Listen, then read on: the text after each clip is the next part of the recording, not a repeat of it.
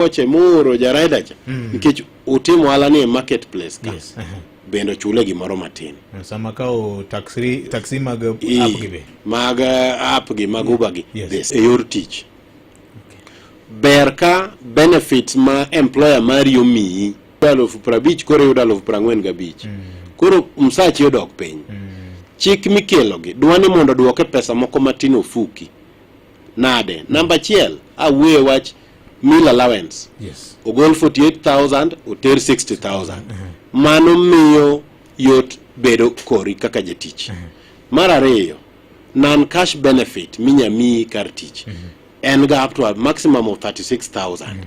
Ochore to 60,000. Alof prauchiel eiga. Then itiere gratuity.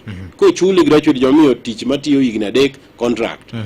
Nitiere 240,000 ma ko chuli sama tijino rumo to solo ok charge osuru. Ochore malo to 360,000. So mano miyo yot ne jatich. Mar adek ema wuo miloni significant economic presence tax. Mondo kambi moa oko ochula tamala auchiel mar ohala moloso kanyo. To ka in japacho ka tichul 1.5%. Mano ema idwani mondo tim. Ka odo chuli 2% kija oko. To ng'ama ni oko kucho pod nyalo dhi kao 4% modongcha. Modhi go oko kuro. Mani gima timre sani. Kuro pesa mo nego kao ka ng'ato dhi kao oko kucho nikech nitiere standard no international best practice. Ng'ata mani jurisdiction mar OECD ni nyalo dhi to kao pesa. Koro yudo ni kambi moro tiyo ka to loso pesa ka to tax mo nego chul ka ng'at moro mane UK ko kata America. Ema dhi kawe nitiere kaka kawe koru lwase kanyero mayot. Koro mondo mi wawewe na fuok ma ng'ato dhi benefit go oko. Nikech chike ma otenre go ala gintie moko mobedo manage internationally. Wa din fuogno mondo taxes ko odong Kenya ka. Machielo any minimum top up tax ma en 15%. Ma ema na wacho ni ok ber ka in gi kambi ka to ichulo 10% mar taxes kuom ohala miyudo. Kiloso 100,000 tidhi riwo 2-3 tiduogo chulo 10%. Koro chik ni idwano ride ma kambi mora matiye Kenya ka must pay a minimum of 15% of tax on profit moloso. Tiende ni mane miluongo ni gitimo gimoro ni base erosion. Base erosion tiende ni idiyo kamonego bed ni ichulo go osuru mondo dog piny. Koro wadwa limit base erosion ni. Mano be is an international language and that is an international standard. Matiyo kamora mondo mi kembe ahinya multinationals. Yes. Mawuok oko owe inyowa to gitimo ala pacho ka gimbe gichul their fair share of tax. And mano ok bi riembo ala ma oko. 15% profit magiloso. Profit magiloso. Tieni nyalo uso kata billion 200. To atamalo 15 maro halano. Yes. To bendo kete nikech mat en chik ma geto kembe ma oko. Turnover mari mondo mi gini o apply en 100 billion Kenya shillings. Tieni nyaka beni EU ohala meloso Kenya ka oingo billion 100. Then kotimre kamano to then at least 15% of tax of profit no nyaka beni madong Kenya ka. Nitiere allowable deductions. Machalo SHIF gi affordable housing. Gi kata post retirement medical fund. Post retirement medical fund 15,000 oyeni mondo mi obed deducted. Tiene kane se retire higni 60 in kor yonge tich to idwaro insurance tigola 15,000 mar insurance mari mano oyeni as a liable deduction. Sama ng'inyo tax mari kaka omolo to yeni golo mano. Shift samichulo shift cha en an liable deduction ing'ade kapoko uchaji osuru. Kaka entie sani ikungi chaji osuru koke neno ne duoke. Koro inyi moloyo. Mano koro yie. Kaito nitiere asa wacho pension ma 240,000 to 360 contribution. Kato kata ka ndue kadue ne 20,000 ma is liable koro chore to 30,000. Nitiere gimoro na affordable housing relief ma osebedo ka watiyogo. sani chik no loki housing levy is now on a liable deduction. Tiende nango. Tiende ni ka yudo msachi to affordable housing nitiere ye. Ikuongo ng'ado affordable housing kato koki chaji usuru. Okay. To chien kacha ne ikuongi chaji usuru kato koki duoko ni mo matini relief mar affordable housing. Koro sani nkecho lok chik tu mondo kete kaka liable deduction. Koro onge tiende bedo gi affordable housing relief ni. Koro bedo ing'ade oko. Kech koro onge tiende. Correct. Kato nitie moro ni withholding tax. Mose bedo ka kelo chandruok ahinya. Kitimo ohala gi sirkal. Kinyo ndalo monego bene itimo ichiwo withholding tax ni. Koro withholding tax ni bende kitimo ohala gi sirkal, especially kata marketplace ne natamala beach koda tamalo 0.5%. Nono beach. Ka in ng'ama oko tatamala beach. Ka in ja Kenya ka 0.5%. Mondo mi sirkal ong'e jomo timo go ohala, mondo mi ka in ja ohala matindo titimo ohala gi sirkal to bedo mayot mondo sirkal ong'e ni maendi ong'ad e rate makama. So mano bende nitie. To machielo bende ni chik ne wacho ni bang' seche 24 yes ise chiwo report mar excise levy cha. Yes. Sani koro tere tarik 5 dwe manyien.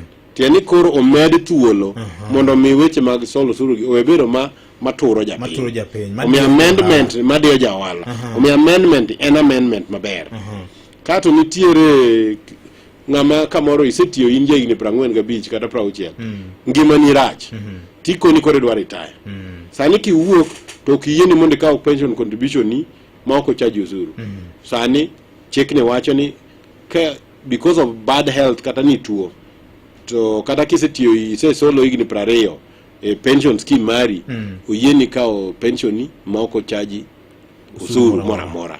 So mano bende en position maber. Aya, asa wacho mana mabeyo nitie moro be marach. Yes. Infrastructure bond. Oketne tax mar 5% on interest income mi an. Tieni ka ikele idonje imiyo ikaw pesa ni ikete infrastructure bond. Awach ni nen kata 1,100. Te losa lufu ni moro apar. Atamala beach idhi kaw mano bedo usuru mar sirkal. Mane makoro medie.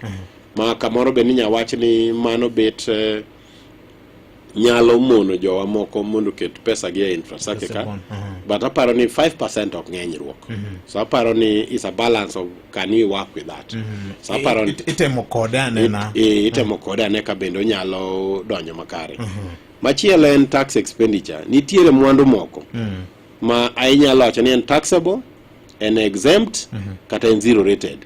Te nitie gimo king'iewo tiko ni en chulo VAT 16%. Nitie moro king'iewo en 0%. VAT nitie but en 0%. Nitie moro exempt en onge VAT mora.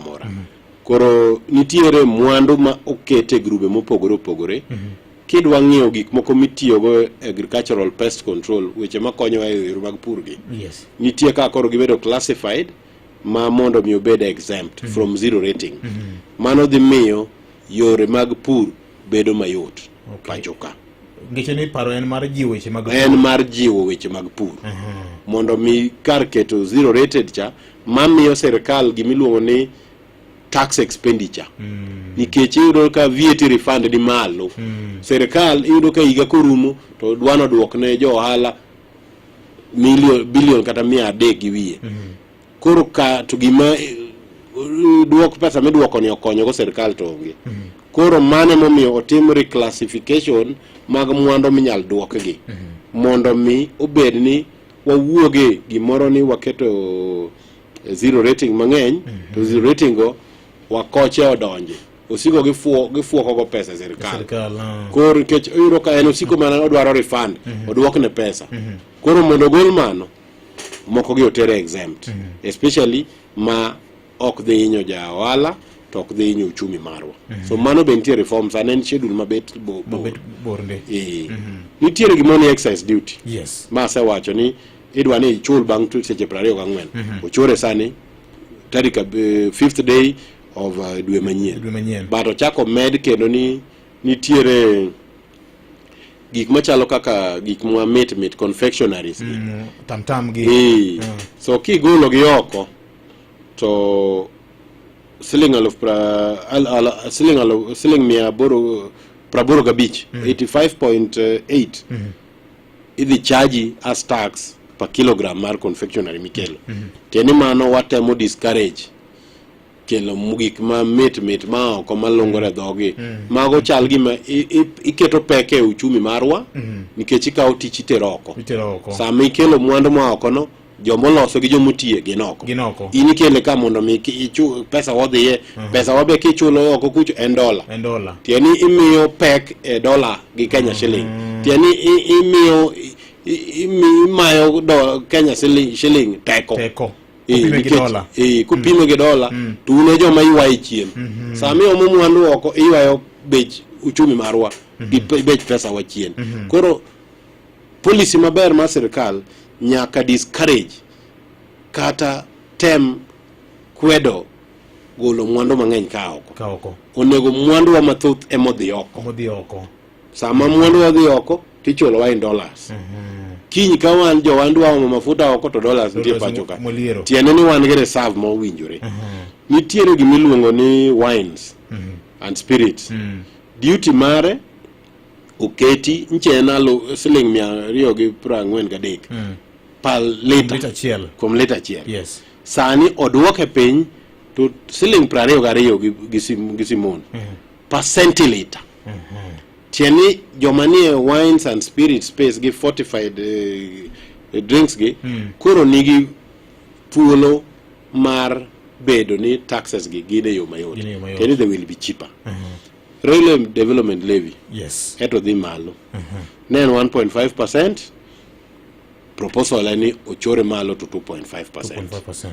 So mano achiel kuom chike kama pek nyalo bede matin kato tax amnesty bendo kelnwa tiene ni kane in gi interest gi penalty mane pok ichulo cha oyawni thuolo nyaka dwe mar 6 higa manyien mondo mi joma nigi mwandu gi oko ka ma kamoro nigi pek kelo ka gikel pesa gi last tax amnesty mancho kelcha ne dhano lingalinga to kane gik dwe mara bicha uchiel ka pesa no donjo kama ng'eny ma sirkal ushuru mang'eny ma be yo mar kelo ushuru gi mondo wang'wone joka kucho to pesa gigo kar bedo oko kucho gikel pacho ka nitie tax mano kichulo ichul itemo wacho ni amnesty ochalo dhiang mang'ato ka kwayo nyaka iho dhiang kata sabe nyiedhe nyaka ihoye mondo gol chako nyaka irite maber ka ok kamano to koni berani wakwonga use luo gada moro man go chabro dhi tego gi machielo so wadwa ni ogada cha ikele bi mi dhiango champacha mondo mi ubed motegno so nitiere gimoro bende ni tax abandonment tiene ni kineno ka kambi ok nya chulo ushuru kata tim na ng'oto inge osebedo matek okonyal kamoro nikech weche mag corona ka kamoro gimoro notimore ma kamino dhi koro dwa podho koro karawe opodhi mo ji with teach minister nyalo bedo gi thuolo mononi ma is justifiable mondo mi wa abandon tax mantie ka ranyisi en kama chalo kaka koro Moroni sugar kata kiko ginene kibos gichelo ni kibos elongo ni miwani sugar koro nyako ni mantie receivership miwani nigi ushuru monego chul KRA ma en billion kata mana par gionge pesa kwa kete ni nyako gichul pesa ni kamini bro mana medo tembo kama donge dwa wene kambini nikech kata mana pesa ma sirkal goro ma idong ni bailout ma gibedo kembege thothne dhiga mane usuru ma KRA thothne mane usuru koro idwa ni mondo dwok chik gimlo ni Income Tax Act section 37F mondo mi jatelo ma ochung' ne weche menda thuolo kaachiel gi KRA mar odhos kiko bed abuse mar determine ni nitiere tax abandonment minyal tim mondo mi o promote economic development. Bende section o define kake the time the procedure kake the time mondo okelo procedure mondo kik tiko deo marach ke chien kacha no tiko deo marach ema no miyo no duogo lok chikni so tiyo kode marach no ema kik bedi mana kaka iwacho section 223 of the constitution mamiyo minister mar finance teko kata mondo mi otim achiel ariyo adek manyalo kelo konyruok ne uchumi maro. To inya paro ni section no noti kode mochul Rwara Kaland. Joma nochule be mawinjo moko ayo nego bed ker mar Kenya. To gine joma nokawo utiyo gi chik ne yo makare. So nitiere safeguard mondo mi gini kik tigo e yo makare. Nitiere parameters manyake satisfy koka onyalo bedo considered. So mano bende nitie. Then ka in gi usuru mano nego duokni gi sirkal over payment of tax. Yes. To chiko yieni ni kana an gi VAT mang'eny ka monega chul to an gi pay kata nan gi pay mang'eny monega chul to VAT onego duokna. Yes. Tinyalo timo reconciliation koro inyalo offset. Koro kar mondo mi chak iwari gi KRA higni ni dwaro refund tinyalo deduct. Erokamano. Mondo mi jawala tich be mayot. FCPA kapok idhi matut ahinya nitie gimoso bedo ka kelo chando ka gimondo ni tax arbitration. Ing'eyo case mar Keroche kako osebedo ka nitiere gi cases mamoko mosebedo ka nitiere. Ere yo ma bende gund chike gi propose mar konyo weche mag tax arbitration ka yalo buche matendore kod weche mag usuru gi. Aparo ni korka buche kata yalo buche motendore kod usuru aparo ni wasebedo gi a lot of reforms e weche mag tax administration. Nitiere procedure ka KRA otim assessment to kiyiego yieni mondo mi idhi appeal bang' ndalo makama. Appeal no seche moko bedo gi pogruok nikech kamoro inyisi ni bang' ndalo 30 to in ndalo 30 kwano nyaka holiday nyaka weekend. So chiko ken clear mago apani chikni medo clarify weekend gi holidays koro kwan appeal process kata in tax decisions ko wachni 30 days those 30 days expressly exclude holidays gi weekends. To kitieko kanyo nitiere ADR mantiere within KRA kata nitiere tax tribunal manyiche ni under KRA sani otere en under judiciary. Koro obedo more fair nikech ing'eni ka ng'ama dwa yali to en achiel kuom jotich matiyo ne joma no ng'ado buchi no ken gima ne kare.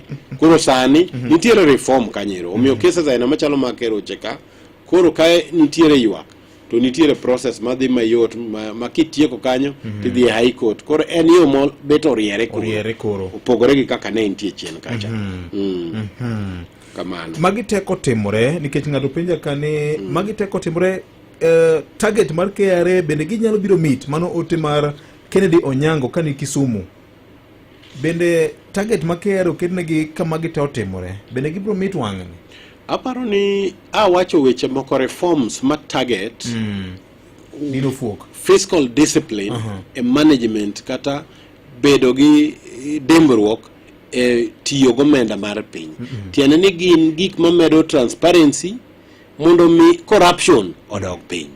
Awacho ni kawakwalo bilion 2 odiochieng' kane waduoke kata chien obed milion 500 tiende ni wanyalo save pesa makatin to bilion 300 kata gi wiye.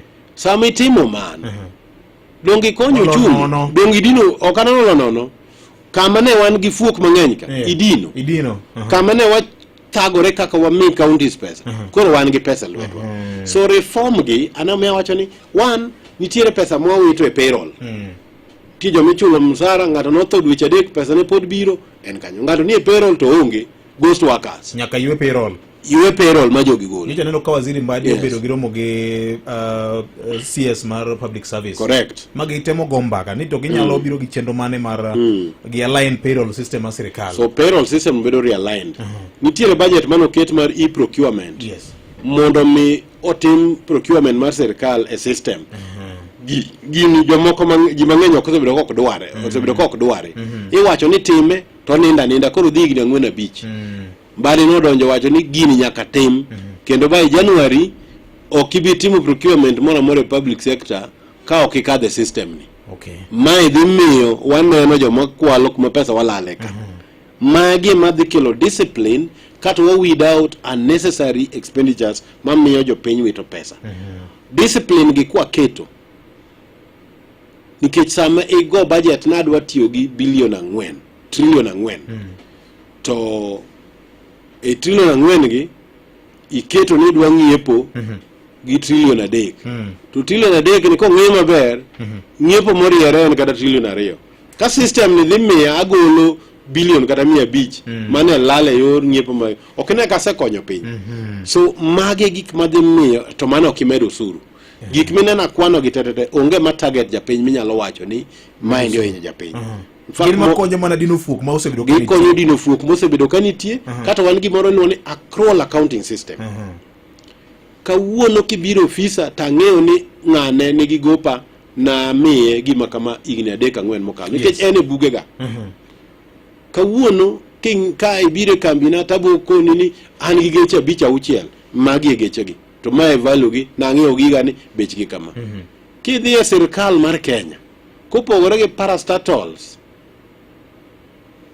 kata mana counties gitiyo gi mino ni cash basis accounting en system mara racha mapok adwara neno miyo ng'eyo ka gik moko lal e system ni bedo matek ng'eyo gowi ma ng'at sirkal nigo kata county nigo ilieka kata ng'eyo mwandu mar Kenya ni Kenya nigi mwandu marom nade kata mana ndeche omwagero gi value gi kidhi e pinje molony matiyo ga accrual system and they're using it ginyalo nyisi ni mwandu mar piny ni en kama kendo en ABCD kidhi e ministry mar roads tinyalo kwano nyaka ndeche gi value manoger gigo gi gik mantiere kanyo gi kidhi kwanyo geche mag sirkal kichako wang' ni miya uru geche mag sirkal kawuono ibro choko list rew ma ok ibiro gi financial report to gimino ni balance sheet mar piny winjiro ni magi mwanduwa magi gopewa gach sirkal onge balance sheet mar sirkal esbon mana dieri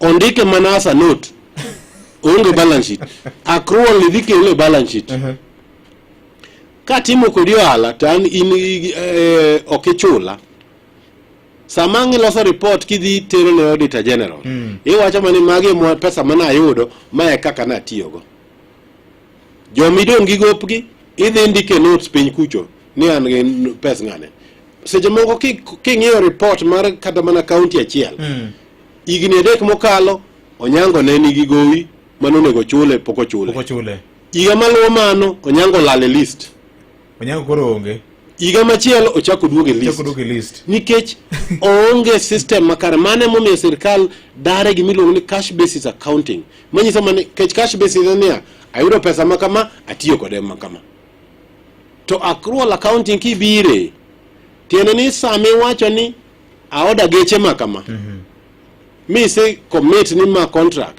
nyako bede records sami chula selling 500 tidonge selling 1,000 nyako bede record kaka liabilities iluongo ni current liabilities okiluongo ni pending bill in language monge kata accounting watiyo mana kode nikech wan gi discipline kata kido marach e kaka watiyo go omenda piny kidhi e private sector kama anatiye onge gimoro mibiro yudo ni pending bill ibiro yudo payables kata receivables kata mana kata karuka kata kaka ruka ok ibiro yudo kimiya report mar roll media kawuono nitiere kambo nene fixed asset tabo neno ko kwan geche te gi number plate gi kidhi mar county kata mar sirkal mora kopogore gi parastatal ibo neno ka ondiknia ne wasolo suru pesa makama ne wayudo fees makama ne watiyo kode ka wachulo kama wadong gi pesa makama e bank kwesha koro modong geche manong'iew kang'o imanyo gi pinyko kaka gi report on geche gi ka gi koro en gino ni notes ok en main account en schedule moro miloso kando schedule no oko respect kata oko luor timo luor ne gimiluongo ni double entry concept jogo mosomo accounting ka an nitiere chik moro mwacho ni kamoro amora migolo nitie kamimede tiene ni koni gi koni nyaka balance acham ga chich nyaka rom acham ga chich mar sirkal ng'eyo kaka balance tek nikech gik moko nitiere mano ng'iew ka obol gi pinyku gin gionge acham ga chich to mar jo ohala ma oko ka kata jo private sector acham ga chich nyaka rom mane kibiro gimno ni balance sheet motiyo gik moko te to ke ine cash basis accounting to gik mamoko mane ng'iewogi kaka ni ng'iewo sabun mitiyo go kaka ng'iewo mtoka ka mtoka po nitie iloso mana list mano miyo kata kane counties ochako to kane daro mwandu manodong' kawuok e local authority yes negi lal mang'eny kabisa transition authority nobedo gi tich matek kabisa mane momiyo serikal nowacho ni wadonje system mamiyo rameny ne mwandu duto mag serikal. Accrual accounting tiene ni menyo mwandu duto mag serikal. Mana achiel kuom gik ma chik miloko sanegi jiwo mondo wabed joma accountable. Ma bedhi konyowa golo oko weche mag kuo. Mane kama thoth ji kamoro okanda okong'eyo kamor gi CS Mbade ni committee matayo accrual accounting transition no secret in place niche gisebedo gazetted. Wan kaka jolony makwano ISPAC wan gi representative kanyo, wan gi public sector accounting standards board, wan gi migepe mopogore mag serikal madhi tayo chenro mar neno ni county ka county report kalure gi chenro mar serikal manyien mokel. Erokamano ahinya. Ka mos mar Mheshimiwa John Mbadi wacho ni no winjowa ka en dara odhi tich. Na would ochuonyo no amora inya kaka o articulate weche VJ parne jopiny kawuono ne Citizen TV odhiambo gi PS gi jotich mag sirikal maler ne jopiny. It is true ni jopiny onego beni winjo weche maler kokalo kuom jolony ma are very objective mondo kik wabed gi propaganda mang'eny. Ng'ato be ng'isa kama ka juma amora inya ni olero weche nyo nitie jomoko mane ndiko ni finance bill 2024 biro kendo. Victor, ere kaka KRA nyalo bedo kod chenro mar capacity building ne jo ohala ahinya ne MSMEs kaka sani KRA oweyo burden of understanding tax co taxation ne entrepreneurs. Bende ginyalo bedo gi field officers kata officers assigned in each region manyalo timo registration, monitoring and management of tax liabilities. Ma iluongo ni Nixon Obareja Kabunde kawuok Tulbama Agwom, Homa Bay County. Nixon Obare no mano siepa inya na wasomo go. Oh, okay. Mano japith rech malicha inya opapo kanyo. Gima daher wacho ne Nixon. KRA osebedo kane gi ng'ikruok mar KRA otenore kuom koso omenda magi nyalo tayo go chenro magi. Okay. Chien kacha KRA ne nigi thuolo mar kawo atamalo 4 mag osuru magi solo mar neno ni gitimogo capacity building margi, gitimogo outreach programs margi, mondo mi gigolo doke i jopiny kato gichoko osuru e yo makare ma neno ni gin gi system makare man gi capacity giwuoyo gi jo solo osuru e yo makare. Ma osebedo ka onge. Aparo ni kano winjo Migosi Mbadi kawuoyo nowacho ni ma en achiel kuom gima nyaka tim mondo mi KRA obed gi teko mar timo tije yo makare. Iwacho ni dhiang' mamiyi chak nyiedhe to miye lum. KRA mana kaka waywago ni japiny winjo pekcha. KRA bende solo osuru gi target mapek to mondo mi part of the collection otigo to strengthen capacity mare mondo beda friendlier revenue service. Ni yo kaka wanyo gidwalo ketu Kenya Revenue Service authority gichalo ginene tiyo ng'ado gi pier dongo. Koro ka japiny be okoero gino. Dango bede gimoro milo ni service. So ne gilieko ni ginyalo dhi direction machalo kamano. Mondo mi weche michuno gagoko mang'eny ka odog piny. Ka in gi pek mar chulo osuru to be nitie kaka inyago mbaka mana mi kata amnesty gini ka. Miyo kind jasolo osuru gi Revenue Authority bedo maber. To bende berne bedo maber mogik. Ka pesa gi bendo tigo yo makare ma japiny ok ne ni ikawo pesa na to kisekawo to tinya winyo ni mibadhi moro kata mibadhi mang'eny uwuok kage kacha. Magi bende nyayo chuny japiny e yor solo osuru. Omiyo KRA nyalo reform ayie gi paro mowachiwo no kendo an gi geno ni KRA nigi chenro mar timo mano. Erokamano ahinya. an kod ot mar ng'at ma ng'ato timo business kendo ochula rent kendo achulo usuru kaka sirkal dwaro. Sama tenant odar ma otodong' nono kata kuom dweche 5 bende onego achul rent bende onego achul rent William Aguko penyane bende onego achul usuru e ot ma tenant odarie. Inya chulo usuru nikech en income, rental income. Yes. Sama in gi rental income, tichulo tax on the rental income. Inya chulo rental tax e income maonge. Mak mana. Sama tenant odar mi odino ni nono. Bende nitiere evidence ni odino ni nono. To be for inform authority kech nitiere tax manager indika tiko ni odani ni nono between this period or in gi tenancy agreement sama ngane dar to nitiere evidence ma in go koro chieng mi chulo kata kar kwa ni in gi gopo kama ndiko na dweni na onge tenant evidence ni nono so mano kichul ne usuru en mana ni usuru no bende rental income inyalo chule atamalo cha titie korigo onge usuru moro michaki chulo but pod chiko yieni bende inyalo decide ichule giko higa en mana ni nyaka indikne commissioner kiwacho ni I have opted to pay my rental income at the end of the year tiere pend chik ma wacho kamano erokamano nyakula mogi akeni FCP en githulo maromo nade nikech aneno ka penjo ng'eny ka mang'eny ndi ng'ato penja kani makajo magini bro konyo confidence mar investors nade ka thothne wado keto usuru ne investors ma oketo mwango e Kenya ka machielo ka wacho ni makajo mayie kod parono ahinya yudo ni kembe mag betting yudo ni thothgi gin South Africa ohala dhi mana South Africa mathin kene madong ne Kenya ka wang'ni omagi mafuanda erokamano nya Charles Onyango kawuok e dala mar Migori erokamano nya makajo moyawre mosna jalo nitie pesa moro ming'ado sama NGCAF timo dongruok nomiwa 1 million to ng'adi 100k tax iluonge nang'o to ben kare Isaac Abuto otimo tich gi NGCDF ne gitimo tich worth 1 million to nong'ad gi 1,100 madhine usuru ben gima kare okang'eyo ni mano tax mane ng'ade but adieri makende en ni sama itimo ohala mar 1 million tieni ni kigolo invoice mari tidhi golo invoice mar 116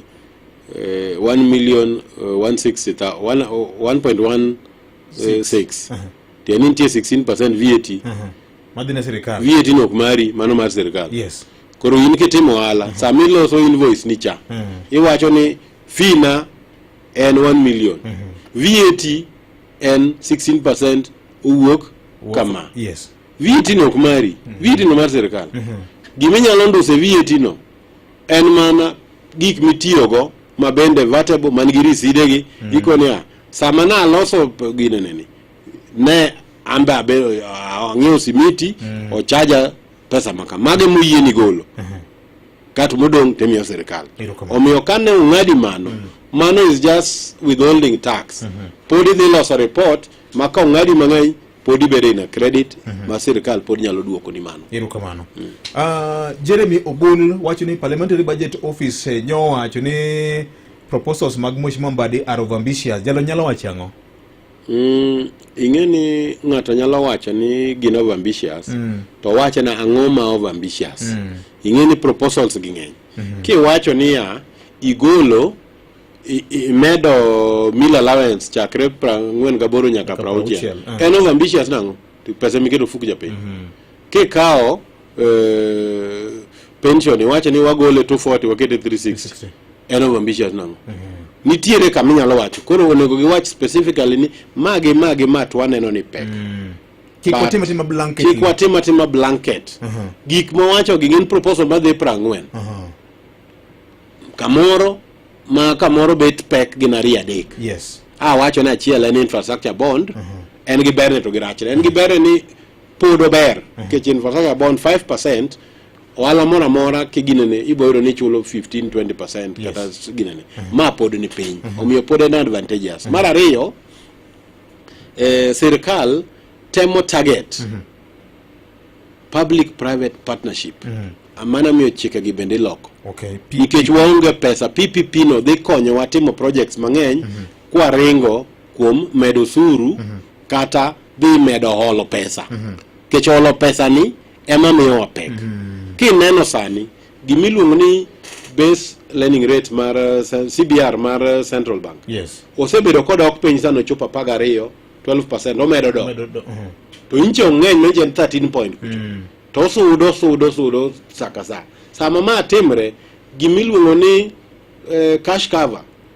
cash import cover bendo dhi malo to a level mapok none in many years tiene ni parameters wagi beyo dola gi Kenya shilling bendo tegno sani kama pod wane gi pek en ni japiny onge pesa ofuku so there's no money in the economy inflation odok piny every good parameter minyalo dwaro looks good except ni pesa onge ofuku omiyo chenro ma sirikal kelo nyaka duok pesa ofuku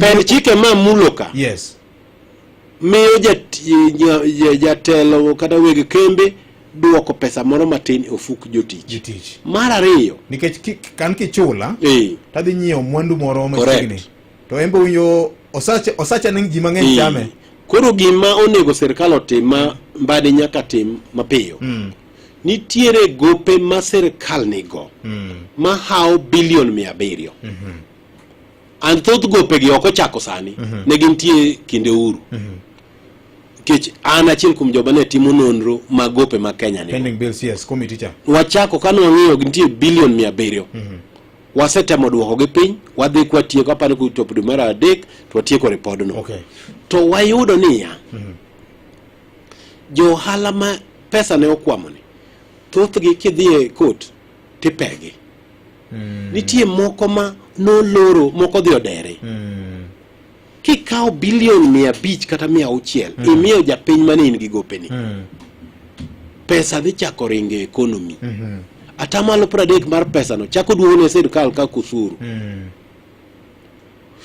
pesa onego circulate economy gimomiyo pesa ok circulate sirikal nigi ok ochul kama ne japiny nyalo dhi ole pesa ma en bengi sirikal be chako ole pesa ko ja bengi bok nyamiyo nyango gotieno pesa nikech yot mondo bengi go mi sirikal pesa molo japiny default koro discipline ma owacho cha ma cut out corruption ni dhi duoko fuok ma sirikal nigo mar dwaro omenda piny sama sirikal dwaro omenda matin kuom joma olo kaka banks to gidonge pesa gichako penjere ni pesa nani ater kanyi eko dhi chako timo gima ne bank timo chon mar yawo kiosk e bath office to wacho ni loan e wachiwo in gi payslip kaw loan otimore kwa neno ka VOJ ka in mana Ramogi ka ni neno ka Kibaki present to bank ne olo pesa gima dhi miyo pesa chako nenore e ofuku japiny mondo mi japiny obed gi adier ni uchumi dhi maber wachul contractors magedo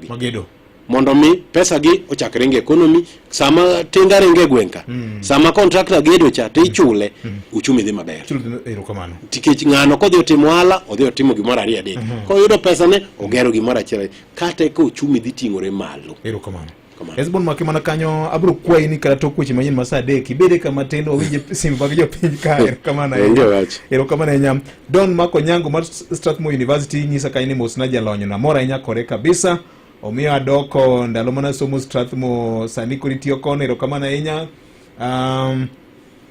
machielo kaendi wacho ni maka juma Nixon Omuja Gongo penjo ni ang'o miyo sirikal ok nyal create conducive environment ne wakas mondo jochul usuru obed mathoth kar medo tax widening the tax base aparo ni wache ni kata joma onge formal employment samoro ng'ato timo ohala to yudo mang'eny kata mondo jatija ndika nikech jatija ndika ni yot mondo sirikal omake jatija ndika visibility mare yot to ng'ama ni ohala ma oko ka en mondo mi yude bedo matek so nyaka kel rieko ma mi yude mane momiyo gimino ni iteams ni konyo gi visibility ni ma ang ka neno ni kadhi e petrol station to ino nyango tieno ni ine ming'iewo petrol malich to in okondiki kata kamoro pesa ni pek malich to sirikal onge gi nonro mare mane momiyo wambe kaka jo Kenya nyaka obed joma patriotic kik obed ni service idwaro to gik moko to kidwa participate wapija ni to be yero pinyu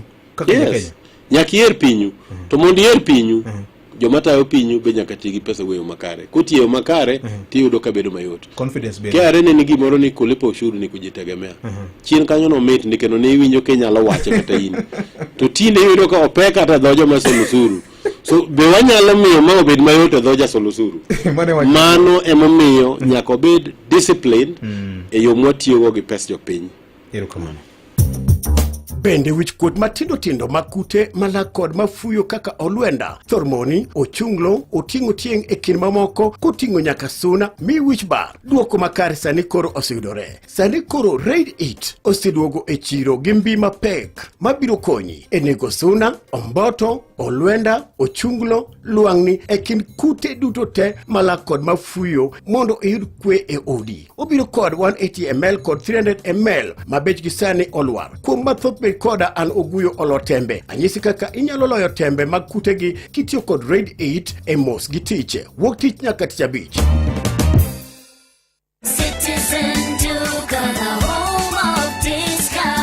Citizen Duka, the home of discounts, inakuletea this week's Mama Safi package from Quickmart. For only 906 shillings, utapata 1 kg powder detergent at 329 bob, 800 grams bar soap at 149 bob, 4-pack white tissue paper at 189 bob, 140 grams toothpaste at 199 bob. Hizi zote ni less than 1000 shillings, meaning utasave 219 shillings ukitumia Citizen Duka. Piga *487*5#. Choose Quickmart, then select Mama Safi. Lipa na ukishalipa utapata message ya kwenda kuchukua package yako kwa Citizen Duka counter ya any Quickmart supermarket karibu na wewe. Citizen Duka, the home of discount.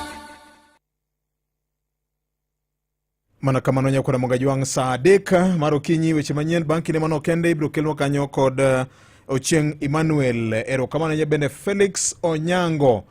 Felix Onyango winjo wa mabera nyaka in oko mar piny Kenya e piny Afrika mamilambo. Kiwachono kanyo ni FCP olero wechete. Kiwacho kanyo ni nyaka wa enhance gimolo ni fiscal responsibility. Mondo wa improve godo our accounting practices kaka serikal. Kiwacho kanyo ni accrual accounting manyo wacho no. Ema bro reflect kaka serikal onego beni tiyo neji kaka obligation margi maduong'. Amor kode kabisa ni nyakwa ungu lwedo paro manyien ma serikal obirogo mondo mi wadhi mbele. Erokamano maduong' ahinya. Maka jomo oyawore. Nyinga en Alice Anyango. The object mar this new proposal maduong' ahinya any counties mekwa bende bro yudo pok mar pesa samunjore. Ung'eyo ni sani wan gi ywaruok manyo bede kin National Assembly gi Senate e wach mar Division of Revenue Amendment Bill cha maomio sani mediation dhi nyime. To kata kamano chikni bro miyo ni kata ka ywaruok nitiere to nyaka counties yud pesa. Ma koro ng'iso ni mbadi gi sirikal oikore mar strengthen devolution. Ma koro gima governors mekwa gi jopiny nyaka embrace. To kata kamano ikwayo kanyo ni pesa kobiro ti kode maber. Weche matuch ka kod kacha. Wan kodi ondamo kondamo mar yango ni matimore kor gwengewa. Kokelni gi sabun mar luok mar Sawa Long Lasting Family Bath Soap. Machiegni nyakoro mogiyudo weche mago matuche kor gwenge. Piny maduong' mar joklas 12 KCSE odonjo odiochienge mar adek. Gie sani jopuonjre timo penja mano mar chemistry otas mar 2. Bang'e saa 8 gibiro timo otas mar English mano mar 3 mong'ere kaka English Creative Composition and Essay. Ka gie sani kwan jopuonjre maromo 27 timo penj mar KCSE ka gintiere kar twech ma Shimolatewa e boma ma Mombasa, County ma Mombasa. Kaluwore kod jagoro mar weche mag somo Belio Kipsang ne oyango ni lipode duto mago mag kuo mag penj nyaka bikawnegi okenge mag chik. Nilikuwa nimeongea na mwenye anasimamia akasema ni 27. Kwa hivyo tuko na 27 candidates uko ndani Shimolatewa prison. Asanteni sana. Bende ne oyango kendo golo paro madwaro ng'eyo weche motenore kod kwan mago mag jopuonjre mane peka to kod mago mabende osekonyore e kuonde thieth mapacho ka koyango ni kwan makama en mano mosemedore kendo nego kawi okang'. wasi wasasi na sisi wote tuhakikishe kwamba watoto wetu wamechungwa, watoto wetu wakuwe watoto mpaka wamalize shule, ili tukienda mbele tukue na hii mambo ya teenage pregnancies tupeleke chini. Kwa maana siku yetu ya kwanza tuliona kati ya mwaka iliyopita siku ya kwanza na mwaka huu siku ya kwanza namba ya sackets zilikuwa zimeenda juu kidogo. Na kwa hivyo tunaambia wazazi, tunaambia walimu, tunaambia sisi wote kama society tuchunge watoto yetu, kwa maana ni jukumu yetu sisi yote tuchunge watoto ili Magitimo isma bende weche mag somogo jopuonjre mag mbalariany e konde rito mapacho ka korosiwuoko ka kwayo mondo mi piny owacho wuog mondo mi tiek ng'anyo madhi nyime mag jopuonjegi. Ng'anyo ni mabende noland kod riwruok margi mar UASU tok yango ni piny owacho norom chopo kare winjruok mane gibedo godo e nyete weche mag meto mar osara. Hii strike ambayo inaendelea lecturers imeaffect sisi wanafunzi kwa ukubwa sana. Jambo la kwanza ambalo limetuaffect sana, kumbuka kwamba wanafunzi wote wako shuleni na sisi wote tunakaa tu hapa shuleni, wengine wao wamekaa katika jumba zao. Sio jambo mzuri kwa sababu watu wengi wanatoka mbalimbali na mpaka sasa hatujui ni lini tutafungua. Lakini tungependa tu kuomba serikali na rais kwa ukubwa, tafadhali rais, ingilia kati kwa maneno ili sisi tuweze kurudi shuleni. I would love the government to consider doing this for the lecturers. Most of the students right now are really waiting for the lecturers to come back and resume their studies. But we are finding a situation whereby no student is in class. We are 4 years, we're waiting to graduate.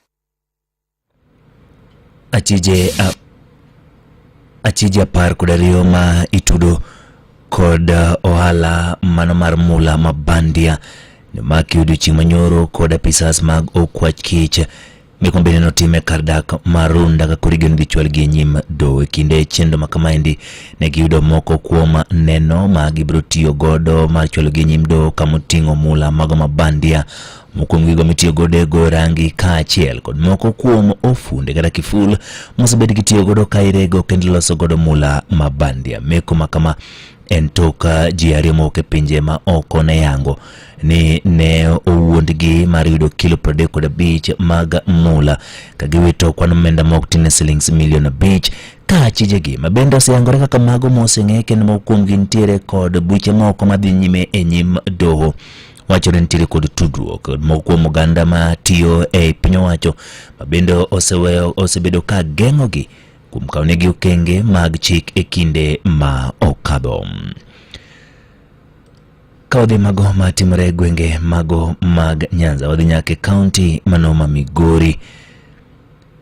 Kama bende gawane county ma Migori chila yako koro owalo Silas Owuoro Onyango marambio ka okoma jaten migao mado chimtino rekod pito kod teko e county no. Chilo bende ne owalo Samuel Marwa, Kea Madafu to kod Gerson Okoth Njoga kaka pisas madongo migepe mopogore kamoting'o mano mar weche mag riwruoge mag saga mar pur to kod dongruok kaachiel kod mag wang' apaya ka giluore no.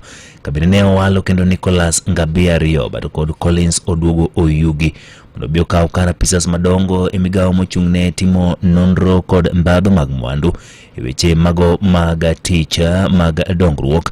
Kabinde maendi koro weyo ka bunge county no nigi ting' mar biro goyo gi kogno mar puodho kage mag kombego kata oyo.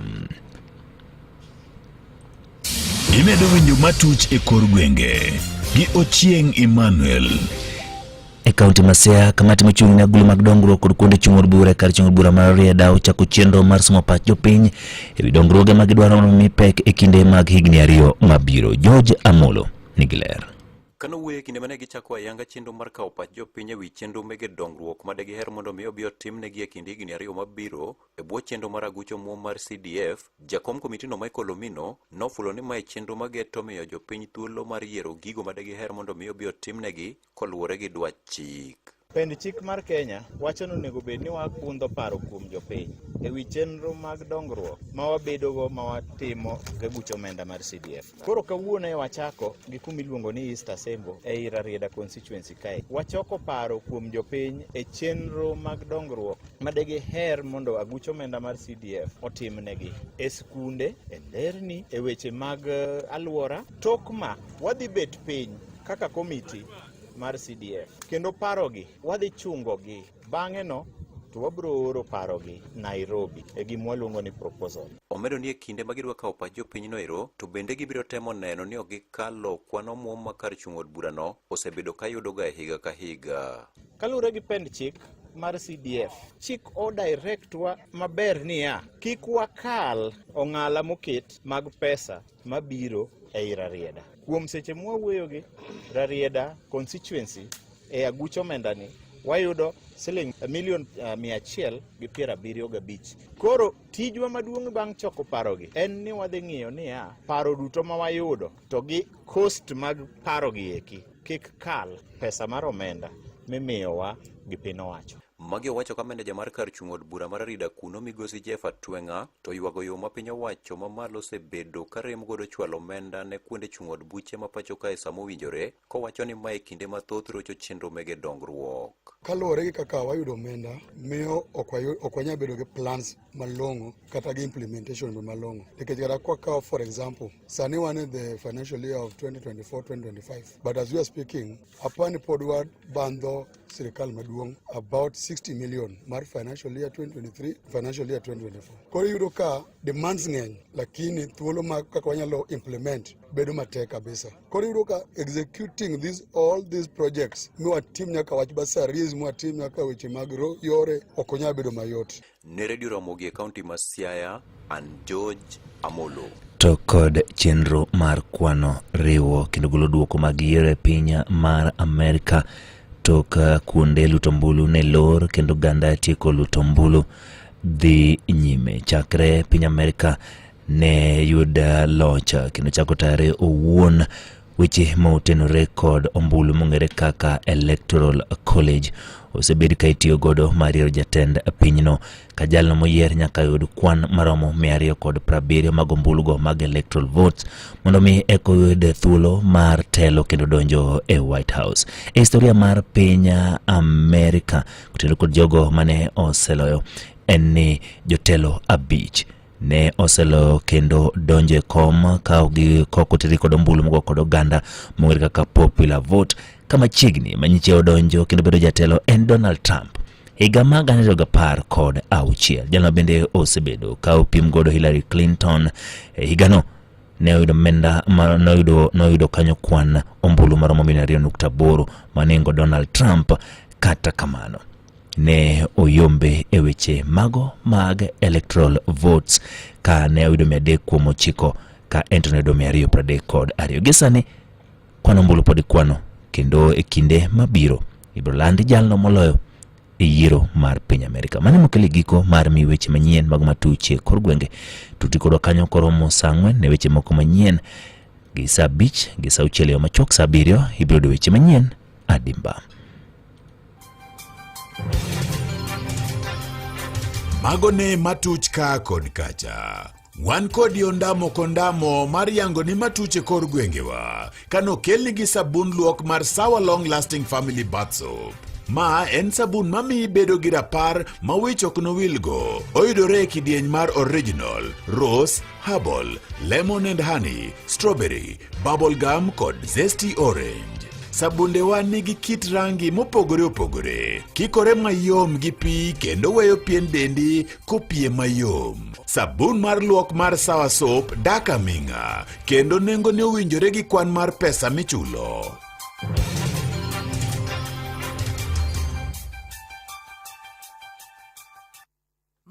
Ramogi Radio Ramogi kar chuny jaluo. Ber makende chako kinyi e yo manyangafu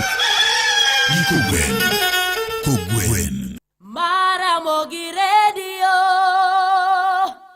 Radio Ramogi kar chuny jaluo. Wadwa ni koro kawe simbe mag jo Kenya kama winjowa penjano ka ose ng'eny ka ndi otino jowa makose penja kanyeni makaji ma Victor wan kaka jijua kali yudo wa ok yot inka mara sirikal ok nyal ng'eyo man licenses kende mar county ema inyalo yudwago. Okay, machielo ka wacho ni makajuma musna FCPA amora inya kode kaka ofuno weche mangima an chandok mane an go en wach mar business laws amendment bill 2024 to kata kamano kawinjo kaka oselere no beradua nyinga en Crispin Owino ngisa kanyo ne wan jo taxi matiyo kod app ki to koro wan jo momiwa that service gi platform no osebedo ka jugwa pesa mang'eny kendo sirikal dwa jugwa gimoro mathin ma wadhi konyore nade to piny na Jalony ni to gigi biro konyowa loso nderni mokethore koso nang'o. Carol Anyango wacho ni twak mit kabisa gimango gitabu ni en modality mane ma sirikal oketo mar neno ni joma ntiere informal sector bende oketi e tax bracket. En ang'o ma sirikal oketo mar kelo jogi bende donge mano kama tabu nitie. Okay. Tony Otheo Jakamanga MCA Marujo Ward wacho ni Thurmet owacho weche mangima kabisa kendo wiye ler mokalo. Victor, kwani counties poko yudo pesa nikech division of revenue bill to wane Kenya ka counties koro tiyo nade? Okay, wanyalo thiedho manade. Vitis Atieno erokamana ahinya ote mario chopo kare. Machielo ka wacho ni maka joma oyawre anto anani imposing punitive taxes on multinational companies will eventually scare investors at the time mawadwaro gi most. Ang'o mono Kenya kopo the Dubai model joka ne oyawo free market along the beaches maggi to attract investors around the globe. Sani Dubai ema neno kagima en economic hub king'iyo wach mar foreign exchange paro mawagolo gi konyo nyaka jopinje mamoko to wan Kenya ka ok implement gi ok gin mana magwa binafsi kende. An engineer Lazaro Kanyambok Jakanyada neno kamano. Victor, tabu manitiere en implementation sounds so good ma oktemar economist Joseph Ndiala mar the University of Nairobi erokamana ahinya Joseph Ndiala maka juma amora ahinya nyinga en Hilary Owino piny na Jalony ni to how will this translate to our pockets nikech inflation to KNBS nyogo report ni okwaracha ahinya to proposals gi biro miyo japiny bedo kod pesa ufuku ne eyo machalo nade kanye ma ineno kanitiere disconnect moro kakendika gidhongere no erokamana ahinya. Victor amor gi Jalony usuru nyaka wagol eka sirikal nyalo gerore to piny nago ni to PPP ma sirikal timoge to konyo sirikal eyo machalo nade ka wantiere kod obligation mag chulo gope. Alice penjo makamano wakawe sime mamoko podi. Alo Ramogi? Oyawre machiegni? Ina. Anti baberi ne yamo machiegni? Ala. Iluongi ni ng'a? Iluongi ni ng'a? Pole sana uko winjire kodi. Halo. Halo Ramogi. Oyawre. An Pastor Boss Sida Marco Gura Masongo. Machiegni jakano Kubura. Aingie gi jatelo kabisa kendo wacho chuno to nyaka jigol fuko kuwe nitiere askeche mag city kendo manie kaunti kaka Kisumu County gijeni jatelo aras johala kabisa mago to wachango donge nego winjre no kayo mako ja uso mokare gi gige ringo mo oketo gik moko mano wachango erokamana ahinya. Oyawre oyawre machiegni? Otieno Jawar machiegni? Yes. Yes one kabisa. Explanation. Kima la dia publish participation Mama County. Yes. Ina na fueno. Inya na gavana tiyo to na suppose gi yo Kenya ko ngeyo kwata na gi. So kama bikana na kala gavana tiyo to kiri kama waji na tiyo gi to tiyo Kenya ka jo tiyo ati go information ai na. Yes. So mi bate mo beti mana loko ka public participation ko mi yo Kenya ki. Ina na wo ni ka ka wangayo. Ndio ni melo so gi. Inya minga contract mala so wangayo. So Kenya ko ni pesa di mena gole na ka mara ni ko yo ko ka na ko le no ga ki ni ni pesa no ni makama.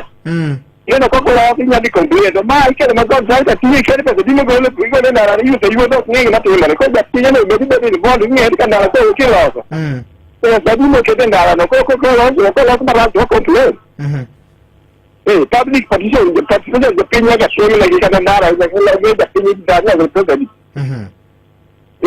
Ero kamano. Ramogi oyawre. Sadek de kapar gaberio marukinyi masani. Alo Ramogi. Hello. Oyawre machigni? Wangane chade di bela kitu babur ko nyango wanadonje. Pendo kama hii. Eweche mo wacho kati ndone ntiere udi kaka jok modak moloso moger ma inyalo juogo suru donge. Ma? Udi moger minyalo juogo suru, udi ma jopango dake minyalo juogo suru. Kaka in koro chadi kin gi ot moro kindu be kanyo ng'ato okodo mi rent dwe ka dwe. Obed mar ohala kata modak kaka japuonj samoro dak e udi. Nitie osuru monego ichul sirikal. Mamiyo hata mpenjo ne ya. Yes. Ne kaka udi mijuogo suru go iko. Yani ntiere udi kete auto, ntiere udi moko majine bende, majoma ni peny bende dake. Udi majoma ni peny bende dake, gin bende nyalo juogo suru, pato gin bende temo ngena upeny, na nechalo nsamano yendo. Okay. Ramogi? Oyawre udi joma. Oyawre. Chio nade. Machigni?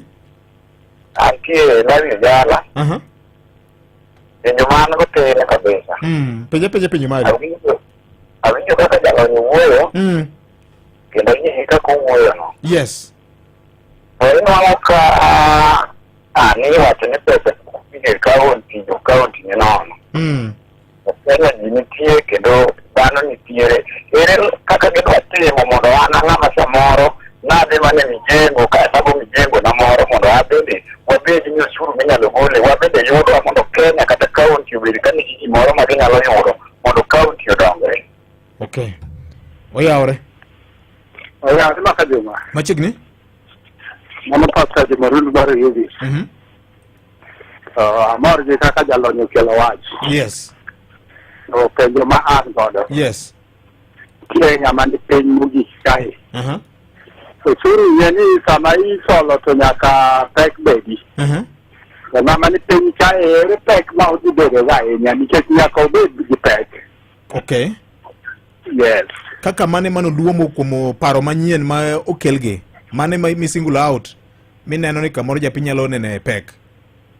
Yes. Okay. Ero kama nenya. Hesbon agombo ni ami thuolo mondo iduok penjogi, ma jopiny openjogi. Ero kama na hinya aduok ero kama no jo winjo. Mokuongo aparo ni jawinjo moro penjo ni to gima chalo kaka joma nigi taxi. Yes. Ere kaka gin gimedo bedo tax already weg apps gi charge gi pesa mang'eny. Aparo ni okber ka ja app ni charge pesa mang'eny to ok ochul pesa ni sirikal. So en adiere ni onego chul. So en a balance of ja taxi chul makore matin to weg app go bochul magi chulo. But adiere ni nitiere fuoko kata ng'ikruok mosebede kaka apps mag ahinya mag taxi gi obed Uber, obed Bolt, kaka gitiyo gi jo taxi. Mathoth yudo ka ja taxi dwa tingi to gombe ni dhi kanye. To aneg app komondi ateri ko senango. So nitiere gik moko matimre mok ber. So mano taparo ni the various labor institutions onego donje mondo mi gibed gi conducive work environment. Aparo ni mano en gima onego rie. Kada an seche moko ayudo Uber. To kadwa lot apenyi ni pesa di to kono ni mika baro 500 ti mabor. Iko ni amedi 200 moro kata 300 nikech so hapa ni mano to inyalo lose yo mopogore kupogore go shuru. Machielo en ni informal sector ngata winjo ko penye ni to ere kaka gibedo roped in gini. Wacho ni integration of e-teams gi iTax. Samiriwo e-teams gi iTax tikelo jo informal sector gite nikech ohala moro amora mitimo idwa ni koro register e-teams. Sami register e-teams ni koro idhi tude gi iTax. Koro report mar e-teams miyo warameny mar gige mitimo informal sector ka. Koro ka gige orumo to imbe chulo ushuru mowinjore gi kaka itimo ohala. Ero kamano Tony Otheo, mheshimiwa ma Homa Bay, amor gi your support and contribution.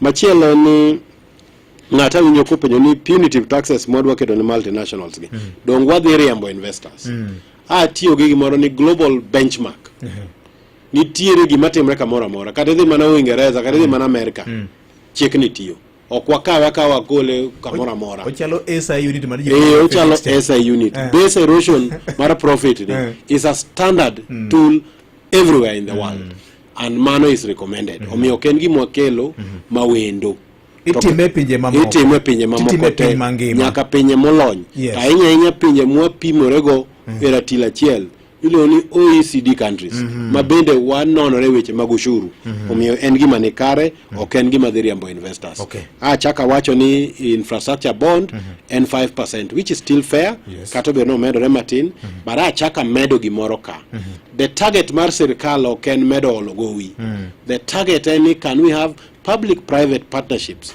mar beneficial and ranyisi en kaka expressway expressway motiyo goni sani konyo malich kani gere to nwa pinge kata biro ni onego be ni time yo ma transparent ma ji ngeno gere gi pesa di serikal nyalo chule maka thuolo rumo to duogo mar serikal but berne enia pesa serikal ko keto pesa ne kanyo ndara to jopiny tiyo koro uchulo as you use mani koro ka otime yo ma okoriere ma mibadhi obede to gikone ni ja kel pesa ne ni bro chajo jo matiyo kod bei mamalo koro bedo matek but king'iyo kaka expressway ni an ranyisi chon kana thagora adwa dhi Kisumu godhiambo Friday tawuok office ka Nairobi ka saa 7 mondo achop e airport Jomo Kenyatta saa 11:30 kinde awuok office saa 10:30 bang' dakika 20 an e airport akaonde okonya pesa matiyogo bende thine mana tiyogo gi taxi kana dhi airport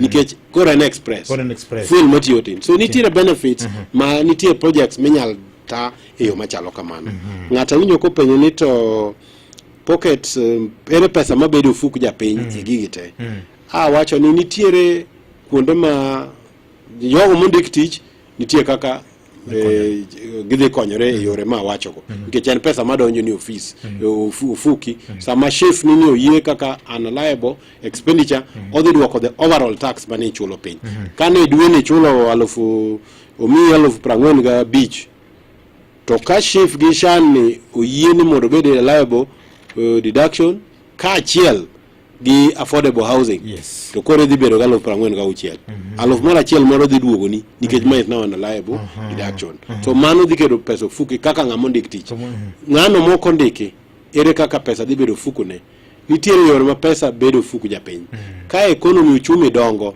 inflation odok piny ja ohala ma tiyo ni ochul imbe kinyo chuli gopi nikech okibede dhodi iyweyo to kinja pur ka bech fertilizer dok piny tieni pesa midhi ng'iewogo gik mitiyo go e puothi koro dok piny ka bech ka mwandu mawagol e piny ka odhi malo tiene ni e uchumi kogerore imbe nitie kaka pesa donjo fuki ng'ato penyo ni to johala ma isi kubedo harassed to chike kamoro sekadh makare aparo ni weche ma otendo gi weche mag public participation wakeluru chike ma jopiny bende chiwe pachgi omiyo mor gi mbade for the first time ok owacho acha ni magi tax measures onyiedho point ka point gimomiyo kele gi ber mokelo chien ka communication has been a big problem iyudo ni kata mana finance bill manowit cha atamalo praboro gi wiye ne ber to ne nitiere suma 15 ji nong'eyo kuma ne rach ari adek ji wang'eyo wach mar motor vehicle tax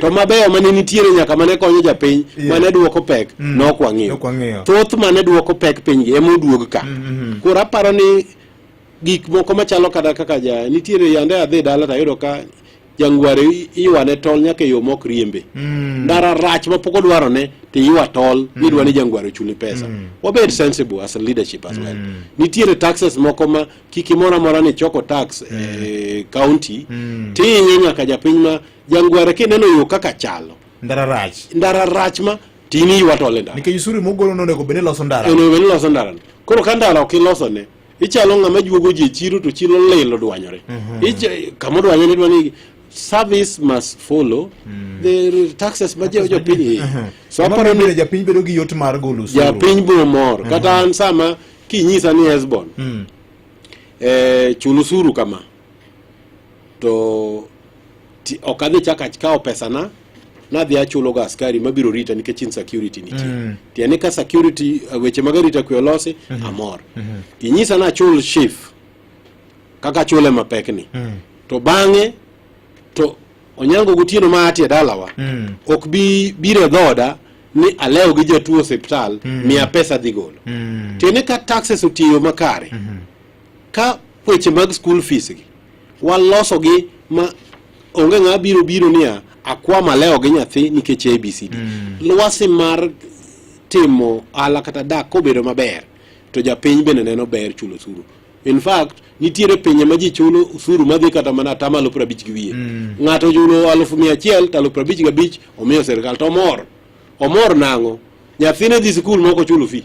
Hospital be othiedhore maber. Hospital ko tuo to dhi yudo thieth. Ndara nitie. Gik mang'eny nitie. Koro iyudo ka to kapod idwa dhi chulo for this public social goods to taxes be chulo. Mane momiyo kisemiyo serikal osuru ni to certain social goods koro serikal nyaka neni ochoponi. Mane momiyo ber ka wan gi serikal maneno ni gigo mamiyo pesa bedo fuko japiny. Ahinya we are an agricultural economy. Wane yor pur. Kia Homa Bay County kacha. Onego bedni sani awacho ni ne wakeyo dwe mar 6 abiro. An goduma koganda edero. Mana mas molare ntie kacha. Jokabondo gi rabuon gi. Asepidho pamba sani gi koth mar dwe mar 10 ni. Adwa chako rito, adwa kae dwe mar 11 12 ka. Maka gik Januari tatere sto pamba nyithinda dhi school. Mage dongruok mabiro kelo piny uru shuru mang'eny gi. Mage gik ma would expect kata mana governors wa. Ere kaka jo Busia County osewinjore gi Rivertex Eldoret. Gin gi guaranteed minimum price mar pamba. Koro county timo mana gimno ni aggregation. Ichoko kuom jogi mi japur kodhi. Kise miye kodhi nyise kama odhi kawe ka nitie anything ma odwaro fertilizer kata extension services kato ko gikar keyo ket kama ichoko gi keto sto pamba ka iketo leadership mari kato dhi winjore gi joma timo tich mar loko pamba ne to law mondo kaw gi be imuwi itieko iketo pesa ofuku jopiny kata mana weche mag oduma pur gi. Wadonjo ni dware goduma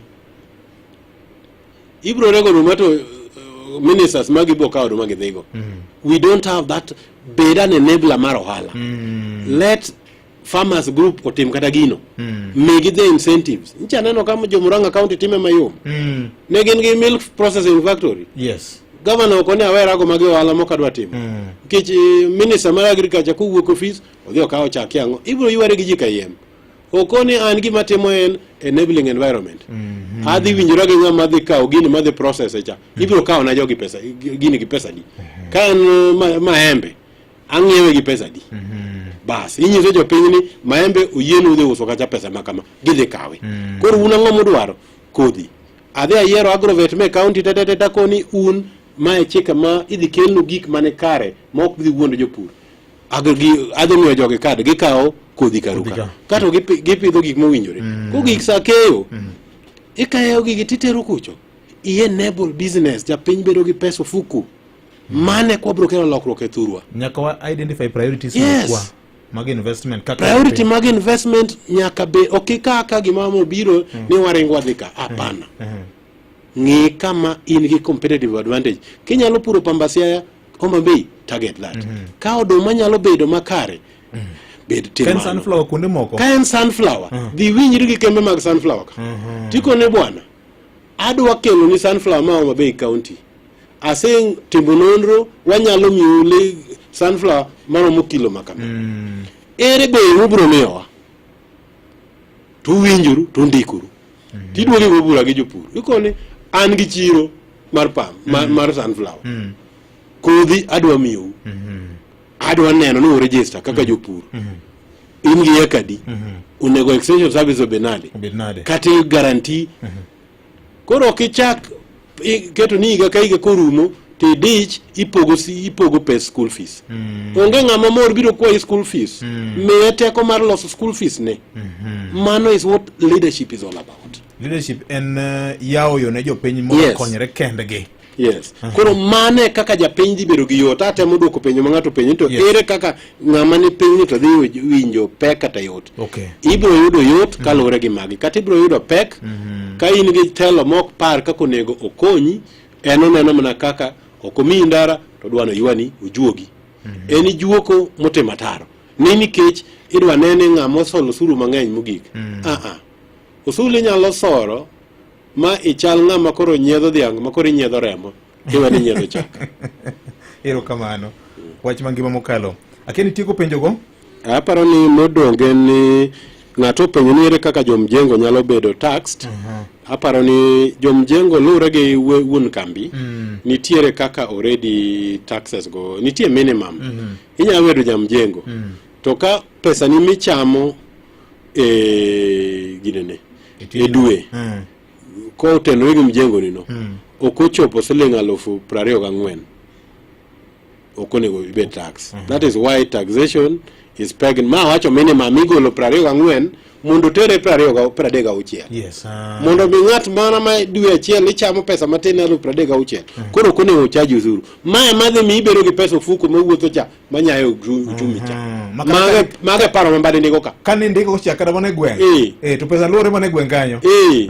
Koro mage mamiyo pesa bedo fuko jopiny ok ni nganya ichaje nyaka ngama ni piny ka chajo gi malo kama kato gimino ni tax band cha beno nego koro wangi kaka wayare of course kwa nyara dichiel kwa yare to koro ji mangeny koro bedo gi thuolo magi konyore mane kaka igero uchumi to mondo mi tim mano nyaka kuonge go kwani gisani achoko pesa makama ka timo ma adhi wito pesa di mono nega choki ta adhi duoke nade kamora adhi duoke gi rido kaka serikal nyiepo mondo mi badhiwa. Ero kamano nya FCPA kwa kaungisani mosna wudano winjo kolero weche maber ahinya. Polino Ginga wacho ni enabling business environment is sustainable. That's a very brilliant idea. Congratulations to FCPA Hesbon. Wach mari mogik. Wach mara mogik en ni amedo jiwo ne jothurwa nyikwara Mogajwang ni wameduru tiyo matek e yore mag ohala but maduong' moloyo wabeduru machiegni gi sirkal ma wan go bed national obed county government mondo migepe mag dongruok obed nyalo choponwa nikech nitiere gigo mag dongruok mang'eny makadhore obed kuom chief report magisiko gichiwo kinde ka kinde sami chiwo kodhi mitiyo go weche mag pur nitiere weche machalo kaka indiko jodongo joma nigi ng'ol jomikonyo kagi kacha weche chief ma ayero ka sani Homa Bay County leader registration magi tedhi miyo wabedo ni wanyalo gero kit ngima obed makare kao kamano mara en mana kwayo ne nyikwara Mogajwang Nyasaye metelo negi kendo med gwedhogi gi koth gi duto gi moramora magitimo. Ero kamano nya FCPA Hesbon kuom lero weche gi tenya nyikwara Mogajwang mani mokelo e giko matwak maramogi en twak magir ni winjo gi manyien mabiro konyi kendo ibedo gi ng'eyo kaloro koda paro ma Mheshimiwa John Mbadi nigo ahinya ka lure koda weche mag pek ma sirkal osebedo ka nigo ting nitiere kuomi kaka ja Kenya ting nitiere kuom sirkal ng'ato ka ng'ato o play role male nikech sirkal onge ohala mo loso ohala ma sirkal loso en mi services tembo yude gimoro matin mar mi services go nyakwara Mogajwang gima duong' en ni pesa kochok to ti kode yo mowinjore mane geno kod gombo mar japiny ka kamano kete manaka Najua unapanga kwenda shopping. Citizen Duka na Quickmart inakuletea ofa mpya ya mama mpenzi. For only 1,765 shillings unapata unga ya ugali ya 2 kg at 109 bob, unga ya chapati 2 kg at 149 bob, mchele ya basmati 2 kg at 649 bob, skari 2 kg at 279 bob, mafuta ya kupika 2 liters at 539 bob. Hizi zote ni less than 2,000 shillings, meaning una save 332 shillings ukitumia Citizen Duka. Piga *487*5#. Chagua Quickmart. Then chagua